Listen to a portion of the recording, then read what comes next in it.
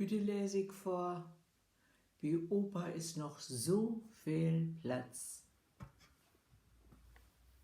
Sech mal, freu ich meine Freundin Ulla und Uelsen, als die noch lange Tiet mal wer bi mich tau besäug wende und wir bahn feil tau vertellen herrn. Was mogt eigentlich din Hamster Willi? Min Willi? Sei kalk mich grot an. Min Hamster heit nicht Willi, ich hef jetzt n Karl. Wieso? Hast du schon wern anderen Hamster? Na klar, krieg ich zur Antwort und dann fing Ulla an, wie n Vortrag über Hamster tau holen. Hamster, sei, würden ja leider meist nur 2 Jahr alt und darum her sei auch schon den feierten. Sei möchte Lütschendeire einfach tau gern.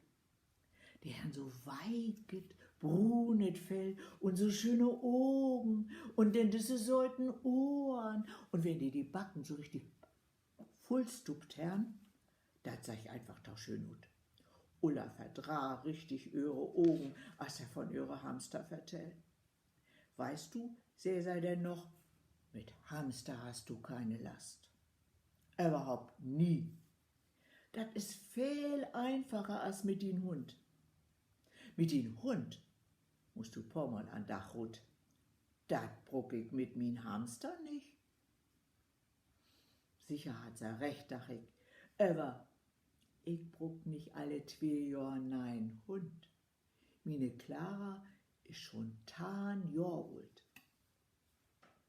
Wo blist du eigentlich mit de ganzen doden Hamster, woll ich weiten. Schmisst du die in ne Tunne? Sei kalk mich ganz entsetzt an. Die hab ich doch gern hat, die kommt doch nicht in Müll. Wohin denn? Die pack ich in ne Zigarrenkiste und dann bring ich die noch in Kerkhof. Wer richtig hört? Noch in Kerkhof? War hätt doch usen Platz, snack sei wir. Use Leibe Opa liegt doch da schon. Hm?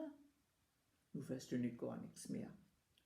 Sei höchsig ein und seh den, weißt du, die Grafs, der is grot.